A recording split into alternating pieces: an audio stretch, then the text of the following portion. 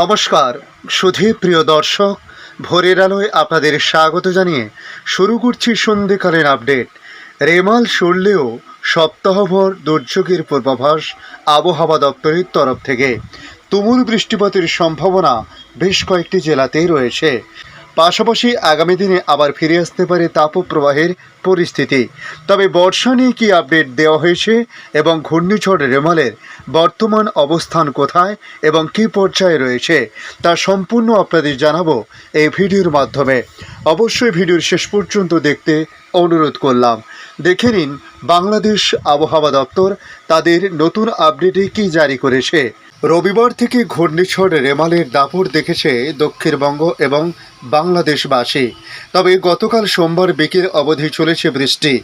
সন্ধ্যের পর বৃষ্টি ও ঝোড়ো হাওয়া দুই বন্ধ হয়। রেমালের প্রভাব আস্তে আস্তে কমতে শুরু করে। হাওয়া অফিস জানাচ্ছে মঙ্গলবার অর্থাৎ আজ থেকে আবহাওয়ার উন্নতি লক্ষ্য করা গেছে। গতকাল রাতেই প্রবল ঘূর্ণিঝড় থেকে গভীর নিম্নচাপে পরিণত হয়েছে রেমাল।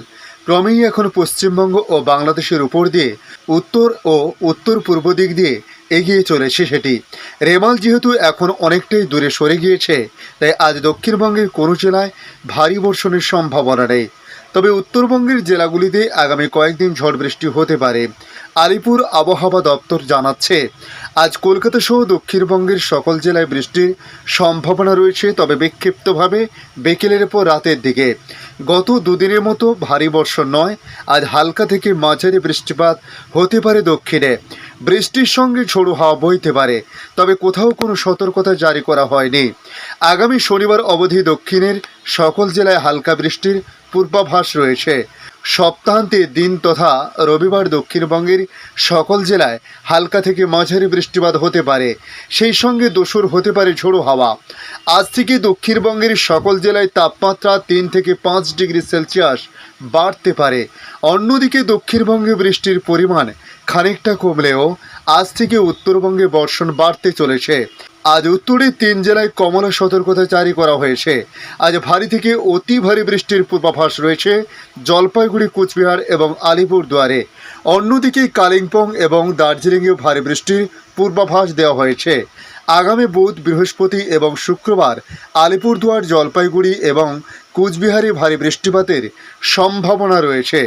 এদিকে রেমাল ক্রমশ সরতে থাকলেও আগামী কয়েকদিনে কলকাতায় বৃষ্টিপাতের সম্ভাবনা বিক্ষিপ্তভাবে রয়েছে। আজ তিলোক্তময় বজ্রবিদ্যুৎ সহ হালকা থেকে মাঝারি বৃষ্টিপাত হতে পারে। শনিবার অবধি বজ্রবিদ্যুৎ সহ বৃষ্টির সম্ভাবনা রয়েছে মহানগরীতে। তবে আজ বৃষ্টি হলেও কলকাতার তাপমাত্রা বৃদ্ধি পাবে। তবে তাপমাত্রা বিষয় বলা হয়েছে, রেমালের দাপটে দক্ষিণবঙ্গের তাপমাত্রা অনেকটা কমেছে। টানা বৃষ্টি, ঝোড়ো হাওয়ার জেরে গত দুদিন গরমের তেমন চোখ রাঙানি সহ্য করতে হয়নি। তবে লাগাতার বৃষ্টিতে শহর কলকাতায় তাপমাত্রা নিম্নমুখী। গতকাল সোমবার যেমন তিলোত্তমায় সর্বাধিক তাপমাত্রা ছিল 26.6 ডিগ্রি সেলসিয়াস, যা কিনা স্বাভাবিকের চেয়ে 8.5 ডিগ্রি সেলসিয়াস কম বলে বলা হয়েছে। তবে আজ মঙ্গলবার থেকে বদলে যাবে খেলা। আজ আবহাওয়া দপ্তরের তথ্য থেকে জানানো হয়েছে আজ থেকে তাপমাত্রা অনেকটা বৃদ্ধি পেতে শুরু করবে। রবিবার থেকে টানা বৃষ্টির জেরে দক্ষিণবঙ্গে গরমে তেমন দাপট দেখা যায়নি। তবে হাওয়া অফিসের তরফ থেকে জানানো হয়েছে আজ থেকে দক্ষিণবঙ্গে আর কোনো সতর্কতা থাকছে না, তাই ফের একটু একটু করে বাড়তে থাকবে তাপমাত্রার পারদ। আবহাওয়ার ভাবগতি বলছে আবারও গরম বাড়তে চলেছে। আবহাওয়াবিদরা মনে করছেন আগামী কয়েকদিনে 3 থেকে 5 ডিগ্রি সেলসিয়াস তাপমাত্রা বাড়তে পারে। অর্থাৎ রেমালের জন্য ঝড় বৃষ্টি হয়ে গত কয়েকদিনে যে তাপমাত্রা কমেছে তা পুনরায় বাড়তে চলেছে। প্রবল ঘূর্ণিঝড় রেমালের মধ্যে ভারতের মূল ভূখণ্ডে বর্ষা প্রবেশের বিষয়ে সুখবর দিল ভারতীয় মৌসুম ভবন। সংবাদ সংস্থা ANIR এর প্রতিবেদন অনুযায়ী মৌসুম ভবনের তরফে জানানো হয়েছে যে আগামী 5 দিনের মধ্যে কেরলে দক্ষিণ পশ্চিম মৌসুমী বায়ু প্রবেশের জন্য অনুকূল পরিস্থিতি তৈরি হতে চলেছে। অর্থাৎ মের শেষ বা জুনের প্রথমেই কেরলে বর্ষা প্রবেশ করবে বলে অনুমান করা হচ্ছে। এমনিতে চলতি মাসে মাঝামাঝি সময়ে মৌসুম ভবনের তরফে জানানো হয়েছিল যে 31শে মে কেরলে বর্ষা প্রবেশ করতে পারে। সেই দিনক্ষণের 4 দিন আগে বা 4 দিন পরে বর্ষা ঢুকতে পারে বলেও মৌসুম ভবনের তরফে জানানো হয়েছিল। অর্থাৎ মৌসুম ভবন পূর্বাভাস দিয়েছিল যে 27শে মে থেকে 4ঠা জুনের মধ্যে ভারতের মূল ভূখণ্ডে বর্ষা প্রবেশ করতে পারে। এমনিতে কেরলে বর্ষা প্রবেশের দিনক্ষণ হল 1 জুন। 7 দিন হেরফেরে হলেও আবহাওয়াবিদরা মনে করছেন যে স্বাভাবিক সময়ে বর্ষা ঢুকছে ভারতে। অর্থাৎ মোটামুটি 8 জুনের মধ্যে যদি কেরলে বর্ষা ঢুকে যায় তাহলে বলা হয় স্বাভাবিক ছন্দে প্রবেশ করছে দক্ষিণ পশ্চিম মৌসুমী বায়ু। আজ যা পূর্বাভাস দেওয়া হলো তাতে এবার বর্ষা স্বাভাবিক ছন্দেই কেরলে বর্ষা প্রবেশ করতে চলেছে। ভারতীয় মৌসুম ভবনের তথ্য অনুযায়ী 2019 সালে 8 জুন কেরলে বর্ষা প্রবেশ করেছিল। 2020 সালে 1 জুন প্রবেশ করেছিল দক্ষিণ পশ্চিম মৌসুমী বায়ু। 2021 সালে 3রা জুন বর্ষা প্রবেশ করেছিল। 2021 সালে বর্ষা ঢুকেছিল 29শে মে, আর গতবার বর্ষা প্রবেশ করেছিল 8 জুন। তবে বাংলায় কবে বর্ষা ঢুকবে সে বিষয়ে আপাতত মৌসুম ভবনের তরফে কিছু জানানো হয়নি। সাধারণত 11 জুনের মধ্যে পশ্চিমবঙ্গে বর্ষা প্রবেশ করে যায়। তবে একটা বিষয় মাথায় রাখতে হবে, কেরলে স্বাভাবিক সময়ে বর্ষা ঢুকলে পশ্চিমবঙ্গে যে নির্দিষ্ট সময়ের মধ্যে দক্ষিণ পশ্চিম মৌসুমী বায়ু প্রবেশ করবে সেরকম কোনো নিশ্চয়তা নেই। কেরলে প্রবেশের পরে দক্ষিণ পশ্চিম মৌসুমী বায়ু কতটা সক্রিয় আছে সেটার উপরেই নির্ভর করবে যে বাংলায় কখন প্রবেশ করবে এই বর্ষা। এদিকে বাংলাদেশ আবহাওয়া অধিদপ্তরের তথ্য থেকে আমরা যে রিপোর্ট পেয়েছি, ঘূর্ণিঝড় রেমাল গতকাল সোমবার 27শে মে সকালে গভীর স্থল নিম্নচাপে পরিণত হয়েছে।